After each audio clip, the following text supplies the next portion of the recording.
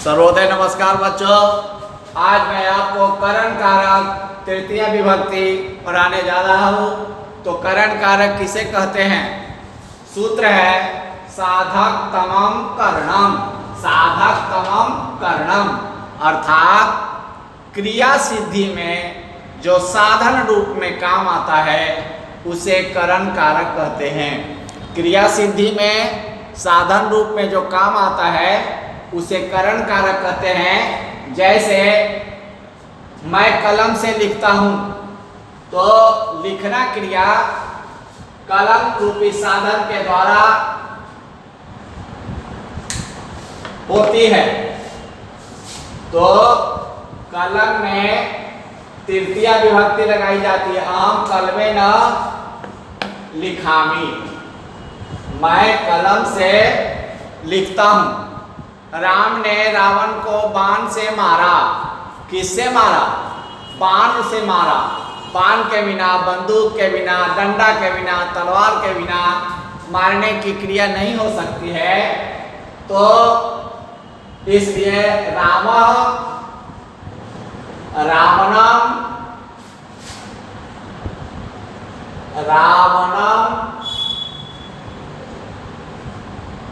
बाण से मारा तो बाणे न जघान, चाहे हतवान। और बाणों से मारा तो बाणे, काहे कि वान का रूप होता है बाणः बाणौ बाणाः, बाणम बाणौ बाणान, बाणेन बाणाभ्याम बाणैः। तो बाण शब्द के तृतीया विभक्ति बहुवचन में बाणे ही होता है। तो राम ने रावण को बाणों से मारा तो बाणा ही हतवान। अब बाण से मारा तो बाणे न हतवान या जघान। और करणे तृतीया, करण कारक में तृतीया विभक्ति लगाई जाती है। तो करण कहते किसको है? अभी मैंने बताया कि साधक तमम करणम, क्रिया सिद्धि में साधन रूप में काम आता है उसे करण कारक कहते हैं। और करण कारक में तृतीया विभक्ति लगाई जाती है। जैसे सह मुखेन वदति। मुखेन वदति, वदति क्रिया मुख रूपी साधन के द्वारा हो रही है, इसलिए मुखेन में तृतीया विभक्ति लगाई गई है। रमेशः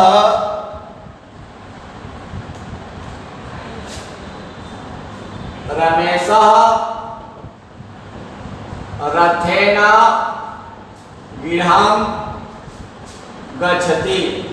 रमेश रथ से घर जाता है। तो यहाँ जाना क्रिया का साधन क्या है? रथ है। रथ के द्वारा घर जाता है। तो रथेन में तृतीया विभक्ति लगाई गई। मोहनः दंडेन सर्पम ताड़यति। मोहन दंडा से सांप को पीटता है। तो ये दंडे न में तृतीया विभक्ति, रथे न में तृतीया विभक्ति, मुखे न में तृतीया विभक्ति, बाणे न में तृतीया विभक्ति, कलमे न में तृतीया विभक्ति। क्रिया के साधन रूप में जो काम आता है उसको करण कहते हैं। और करण कारक में तृतीया विभक्ति लगाई जाती है। यह सूत्र नंबर 1 हुआ। सूत्र नंबर 2 कहता है अनुक्ते कर्तरि तृतीया। अनुक्ते कर्तरि तृतीया।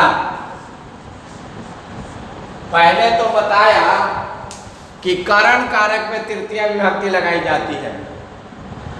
और दूसरा कहता है कि अनुक्ते कर्तरि तृतीया, जहां कर्तृवाच्य का वाक्य नहीं हो, कर्ता की प्रधानता वाक्य में नहीं हो, अर्थात कर्मवाच्य और भाववाच्य के वाक्य हो, तो कर्मवाच्य और भाववाच्य के वाक्य में कर्ता में तृतीया विभक्ति लगाई जाती है। जैसे देखिए रामेण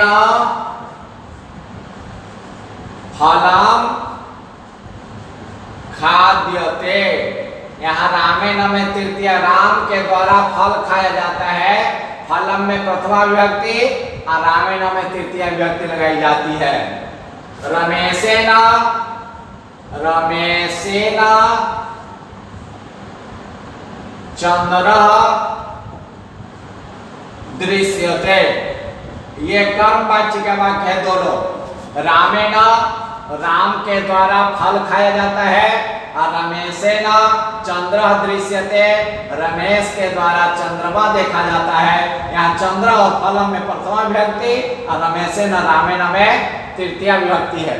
तो कहता है मया, मया हस्यते। कर्मवाच्य और भाववाच्य के वाक्य में त्वया क्रंद्यते। ऊपर जो दोनों उदाहरण हैं, रामेण फलम खाद्यते, रमेशेन चंद्र दृश्यते, यह कर्मवाच्य का उदाहरण है, कर्मवाच्य का वाक्य है। और मया हस्यते या त्वया क्रंद्यते ये भाववाच्य का वाक्य है।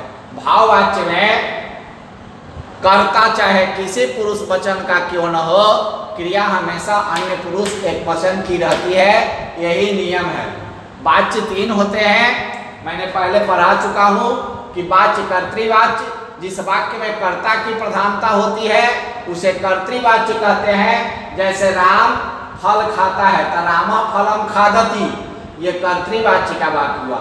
इसी को कर्मवाच्य में हम बदलते हैं तो कर्ता को तृतीया विभक्ति में रख देते हैं, करण कारक में रखते हैं, और कर्म को प्रथमा विभक्ति में रखते हैं। तो रामेण फलम खाद्यते, रमेशेन चंद्र दृश्यते।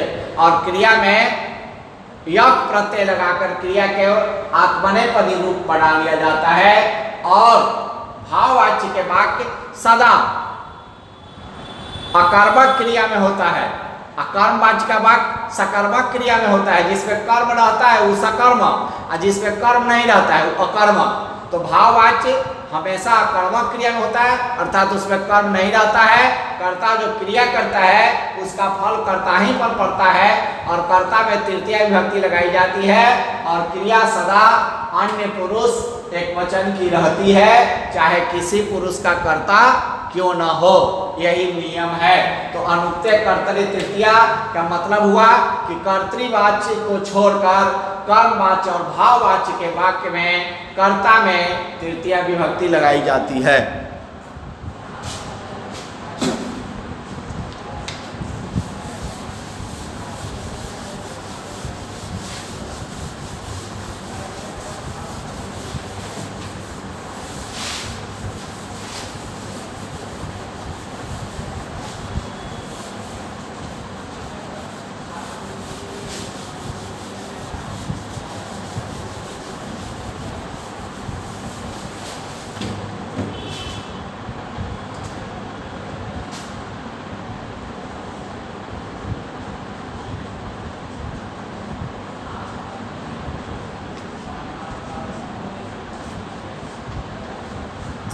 सहार्थे तृतीया, सह मतलब होता है साथ, सह, सह मतलब साथ। सह साकम सार्धम समम, सह साकम सार्धम समम, चार शब्द मैंने कहा, चारों का अर्थ होता है साथ। और साथ शब्द यदि कोई वाक्य में आता है तो उसके योग में तृतीया विभक्ति लगाई जाती है। जैसे रामेण, जिसके साथ जाया जाता है, रामेण सह सीता वनम गच्छति। अब यहां किसके साथ सीता जाती है, तो राम के साथ सीता जाती है, तो रामेण में तृतीया विभक्ति लगाई गई। लक्ष्मणेन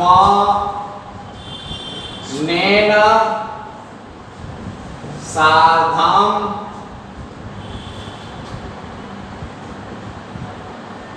रामः वनम अगच्छत्। लक्ष्मण के साथ राम वन गए, तो यहाँ लक्ष्मणेन में तृतीया विभक्ति लगाई गई। सार्धम साकम समम शब्द का मतलब होता है सात। यदि वाक्य में सात शब्द आता है तो सात शब्द के योग में तृतीया विभक्ति लगाई जाती है। जैसे त्वम माया सह चल, तुम मेरे साथ चलो, तुम मेरे साथ चलो। किसके साथ चलो? तो मेरे साथ चलो। तो मेरे में तृतीया विभक्ति लगाई गई।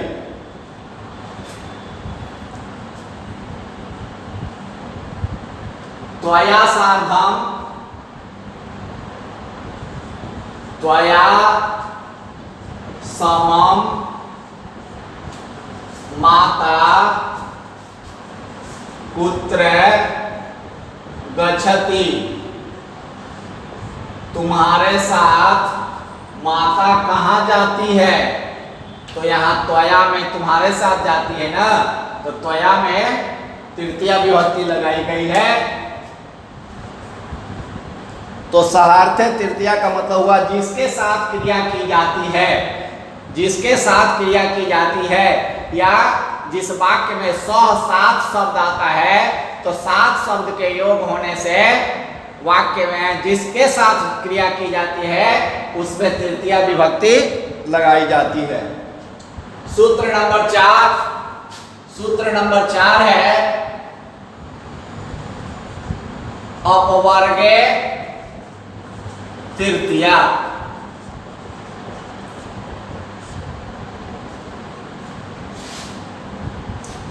बच्चों, क्रिया की समाप्ति, कार्य की समाप्ति या फल प्राप्ति को अपवर्ग कहते हैं। कार्य की समाप्ति अर्थात क्रिया की समाप्ति या फल प्राप्ति को अपवर्ग कहते हैं। उसके योग में कालवाचक और मार्गवाचक शब्दों में तृतीया विभक्ति लगाई जाती है। जैसे सह क्रोशेन कथाम अकथयत, वह कोष भर तक या कोष भर में कथा को कह दिया। मासेन व्याकरणम अपठत, महीने भर में व्याकरण पढ़ लिया, कोष भर में कथाएं कह दिया। इन शब्दों के योग में कार्य की समाप्ति, क्रिया के समाप्ति या फल प्राप्ति को अपवर्ग कहते हैं। तो अपवर्ग के वाचक शब्दों में कालवाची और मार्गवाची शब्दों में, यहाँ क्रोश हो गया मार्गवाची, मास हो गया कालवाची, महीना, और कोष, एक कोष होता है 3 किलोमीटर, 3 किलोमीटर का एक कोष होता है। तो कोष भर तक कथाएं कहली, कोष भर तक में कथाएं कहली, ये है मार्गवाचक। मास भर में, महीने भर में व्याकरण पढ़ लिया। दिनम यावत संस्कृतम अपठत, माने दिने न संस्कृतम अपठत, दिन भर में संस्कृत पढ़ लिया। तो ये है कालवाचक। अब सूत्र नंबर 5, सूत्र नंबर 5 कहता है प्रकृत्या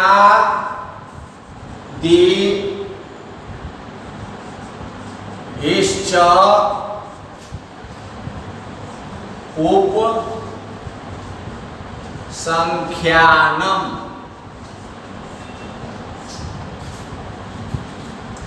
अर्थात प्रकृति, कृति, स्वभाववाचक शब्दों के योग में प्रकृति, कीर्ति, स्वभाववाचक आदि शब्दों के योग में तृतीया विभक्ति लगाई जाती है। जैसे रामः प्रकृत्या सरलः, प्रकृति से, स्वभाव से सरल है, यानी सीधा साधा है। मोहनः वेशेन सज्जनः प्रतीयते। जात्या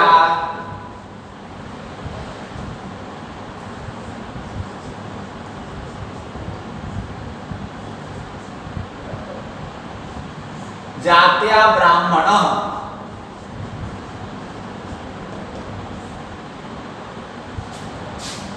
अश्वः वेगेन धावती। उमेश जाति से ब्राह्मण है, घोड़ा वेग से तीव्र गति से दौड़ता है, मोहन वेश से वेशभूषा से सज्जन मालूम पड़ता है, राम स्वभाव से सरल मालूम पड़ता है, सीधा साधा मालूम पड़ता है। तो वे प्रकृतिया में तृतीया विभक्ति, वेशेन में वेश में लगता है तृतीया विभक्ति, जातिया जाति में तृतीया विभक्ति, वेगेन में तृतीया विभक्ति। इस प्रकार प्रकृति कीर्ति स्वभाववाचक आदि जितने शब्द हैं उसमें तृतीया विभक्ति लगाई जाती है। ये प्रकृत्यादिविष्ट उपसंख्यानाम सूत्र का यही अर्थ है कि प्रकृति कीर्ति स्वभाव आदिवाचक शब्दों के योग में तृतीया विभक्ति लगाई जाती है।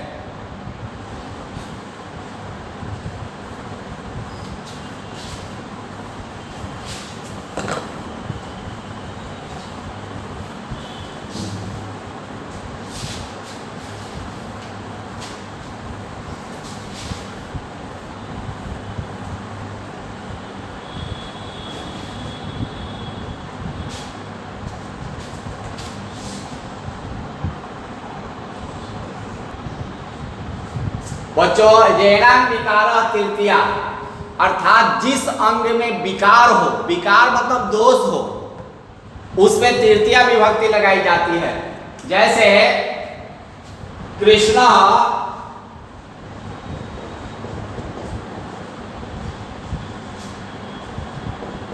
कर्णेन वधिरः अस्ति।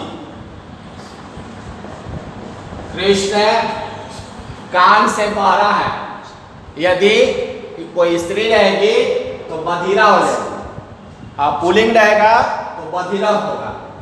और मंथरा पृष्ठेन कुब्जा आसीत्। मंथरा पीठ से कुबरी थी।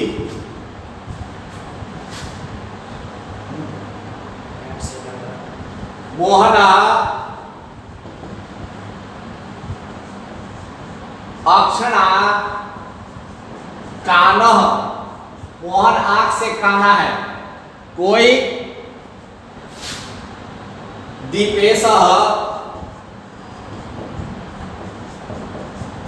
पादेन खंजः अस्ति।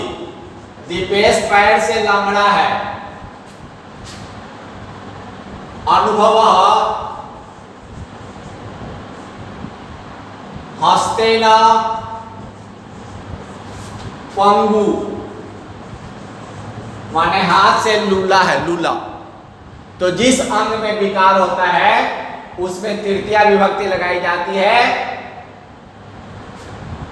कंठे न मूकः, कोई कंठ से गूंगा है, तो जिस अंग में विकार होता है, दोष होता है, उसमें तृतीया विभक्ति लगाई जाती है। येनांग विकारः तृतीया अर्थात जिस अंग में विकार हो, दोष हो, उसमें तृतीया विभक्ति लगाई जाती है।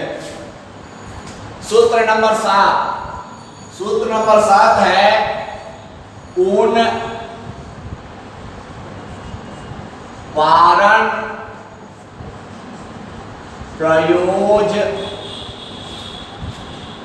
नार्थे शु तृतीया।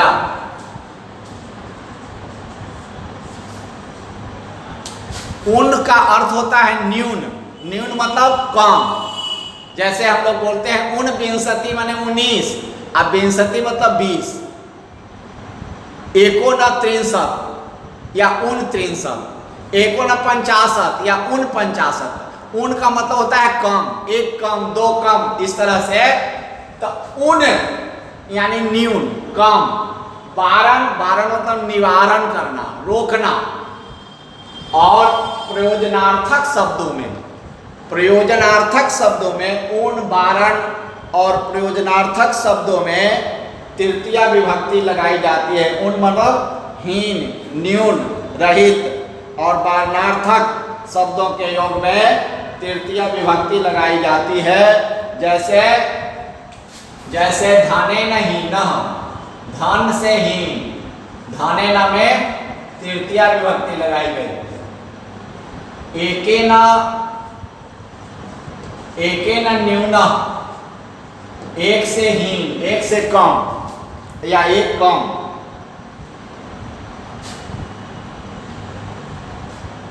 अलम विवादेन, अलम विवादेन यानी विवाद मत करो, यहां रोक रहा है।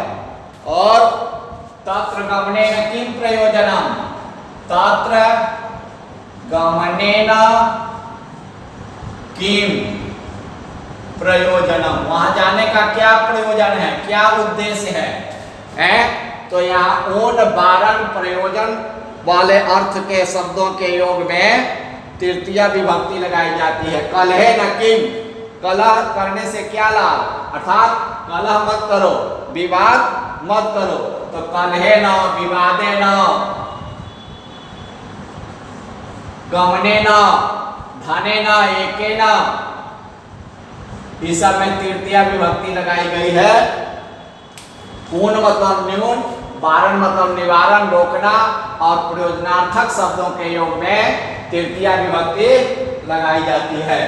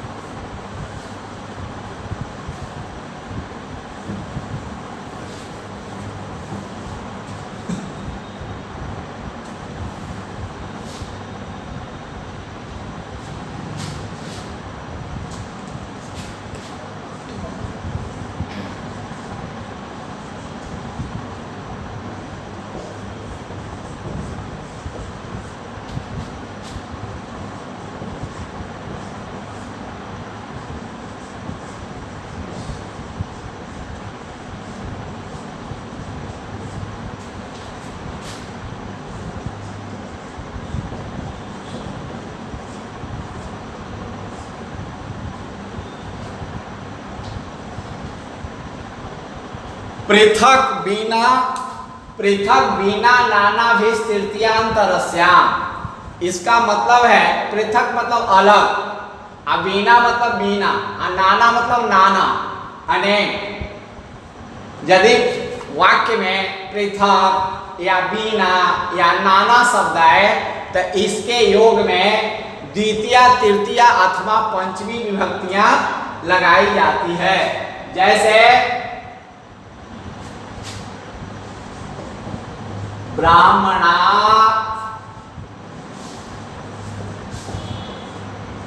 पृथक, ब्राह्मण से अलग। रामेण बिना अयोध्या शून्य, राम के बिना अयोध्या शून्य है। विद्या या विद्या या विद्या, विद्या या विद्या या बिना जीवनम वृथा, विद्या के बिना जीवन बेकार है।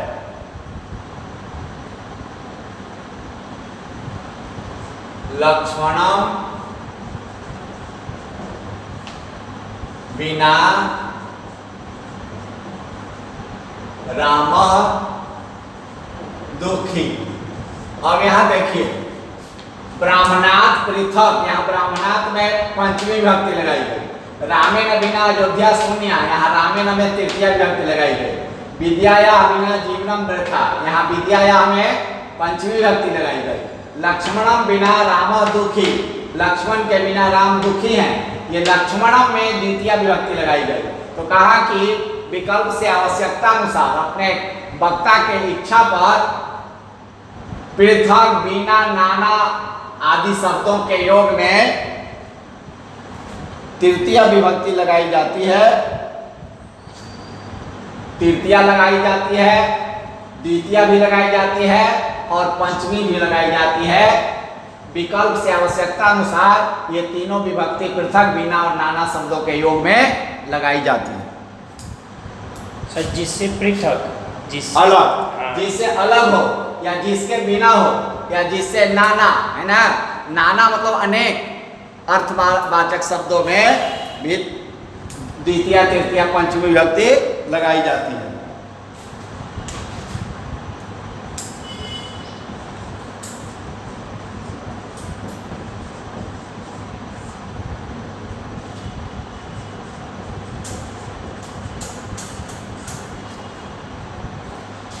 जिन शब्दों से तुल्यता या समता प्रकट हो, जिन शब्दों से तुल्यता या समता यानी समानता प्रकट हो, उसमें तृतीय अथवा षष्ठी विभक्ति विकल्प से लगाई जाती है।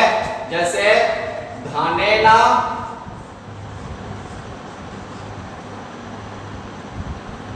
धनेन तुल्य या धनस्य तुल्य, धनस्य तुल्य।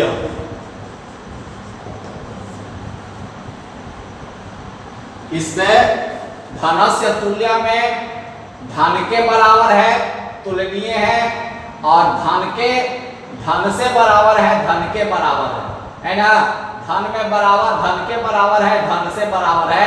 ये धनेन में तृतीया, धनस्य में षष्ठी विभक्ति लगाई गई है।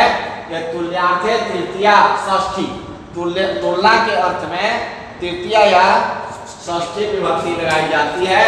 सूत्र नंबर 10,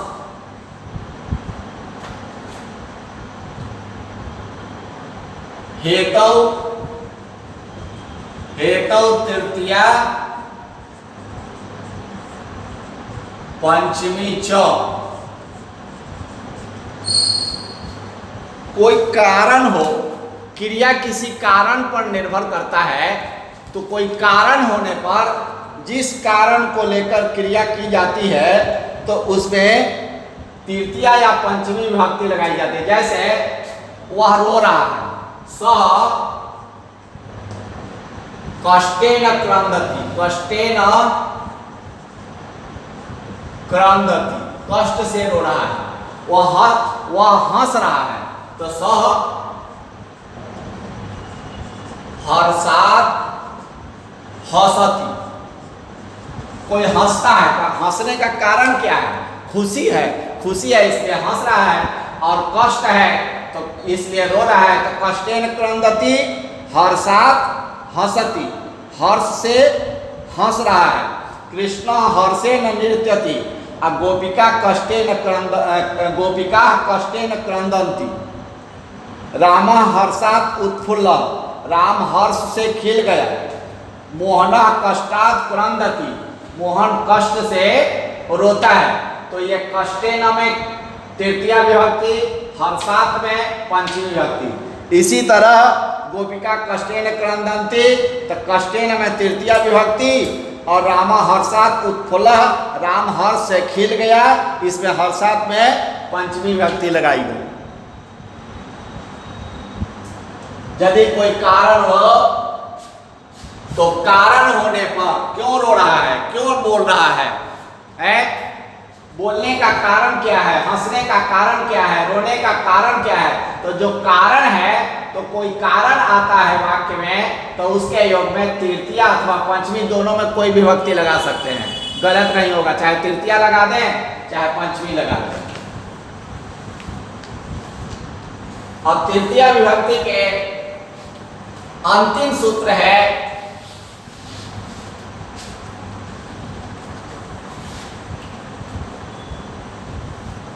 और बहुत ही इंपॉर्टेंट है, अतिप्रयोगी है, परीक्षोपयोगी है। अंतिम सूत्र है सूत्र नंबर 11, इत्थम भूत लक्षणे उपलक्षणे वा तृतीया।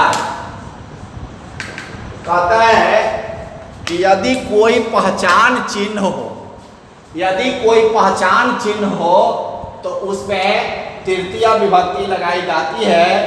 जैसे मोहन पुस्तकेन छात्र प्रतीयते।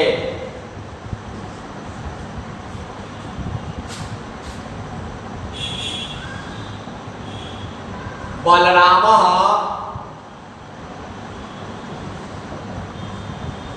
हलेन कृषकः प्रतीयते।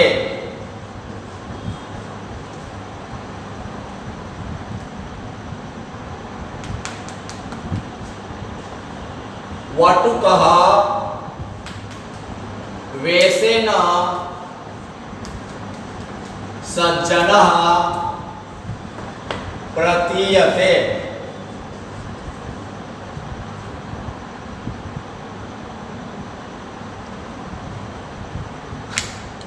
वशिष्ठः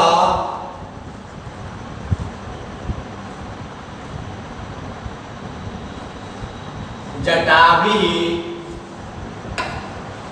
तापसः प्रतीयते। देखिए बच्चों, मोहन हाथ में पुस्तक लिए हुए है तो उससे मालूम पड़ता है कि छात्र है।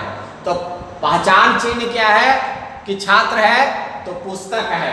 बलराम हल लिए हुए हैं, तो हल लेके कोई जाता है तो आप समझ जाते हैं कि ये निश्चित ही किसान है। तो बलराम कृषक थे, किसान थे। तो बलराम हलेन कृषकः प्रतीयते। बटुकः वेशेन बटुक होता है ब्रह्मचारी, वेश से सज्जन मालूम पड़ता है। वशिष्ठ जटाभि तापसः प्रतीयते। वशिष्ठ जटाओं से तपस्वी मालूम पड़ते हैं। और रामः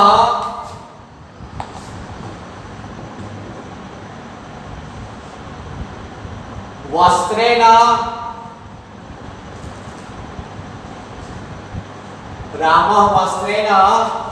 साधु प्रतीयते। साधु प्रतीयते। राम वस्त्र से साधु मालूम पड़ते हैं। तो ये वस्त्र, जटा, वेश, हल, पुस्तक, ये सब क्या है? पहचान चिन्ह है। तो कोई पहचान चिन्ह हो उसमें तृतीया विभक्ति लगाई जाती है। बच्चों, सोना पुस्तकेन छात्रा प्रतीयते, हलेन कृषका प्रतीयते, वेशेन सज्जना प्रतीयते, जटाभि तापसा प्रतीयते, वस्त्रेन साधु प्रतीयते। तो इसमें पुस्तकेन, हलेन, वेशेन, जटाभि, वस्त्रेन आदि में तृतीया विभक्ति लगाई गई है। धन्यवाद बच्चों। आपको मैंने करण कारक का सभी सूत्र अध्यापन कराया, पढ़ाया। आप इसको अपने अभ्यास पुस्तिका में उतार कर याद करेंगे। नियम याद करना है और समझना है। और इसके लिए करण कारक के कुछ अभ्यासार्थ मैं आपको अनुवाद दे रहा हूँ, उसको आप बनाएंगे। सर, हर्षेन, हर्षाद व हस्ती, इसका हिंदी क्या होगा? दोनों का हिंदी होगा हर्ष से हंसता है। तो एक है हर्षेन, हर्षाद, कारण, कारण और प्रयोजन होता है। हर्ष मतलब होता है, दोनों का हिंदी है हर्ष से ही हंसता है, खुशी से, खुशी के कारण हंसता है। तो एक का अर्थ है, एक में हर्षेन में तृतीया विभक्ति, हर्षात में पंचमी। आपको जो मन हो दोनों में एक विभक्ति लगा दीजिए, चाहे तृतीया विभक्ति चाहे पंचमी विभक्ति, दोनों का अर्थ एक ही हो जाएगा। कारण कि कोई कारण होने पर हेतु तृतीया पंचमी च, उसमें तृतीया अथवा पंचमी विभक्ति लगाई जाती है। तो कारण क्या है, उस कारण में ही तृतीया अथवा पंचमी विभक्ति लगाई जाती है। किसी का कारण है कष्ट से रो रहा है, कोई खुशी से नाच रहा है तो खुशी में लगेगी, कष्ट से रो रहा है तो कष्ट में लगेगी तृतीया या पंचमी। आइए, वह वेग से लिखिए, वह वेग से दौड़ता है, राम हर्ष से खिल गया, राम ने रावण को बाणों से मारा, मैं कलम से लिखता हूं, एक मास में उसने संस्कृत पढ़ी, तुमसे सूर्य देखा जाता है,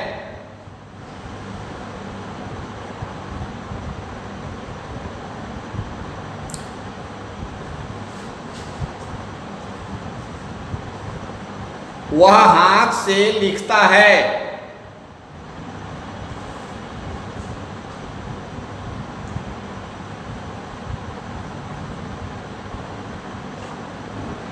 अष्टावक्र शरीर से टेढ़े थे,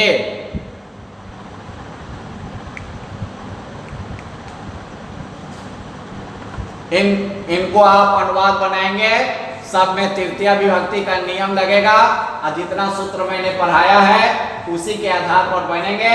आप जब तक व्यवहार में नहीं लाएंगे तब तक आप नहीं सीख सकते हैं। पठितस्य पुनः पठनम आवृत्ति, पढ़े हुए विषय को फिर से पढ़ने को आवृत्ति कहते हैं। और जब तक किसी नियम को बार बार हम दोहराएंगे नहीं, आवृत्ति नहीं करेंगे, व्यवहार में नहीं लाएंगे तो उससे कोई लाभ होने वाला नहीं है।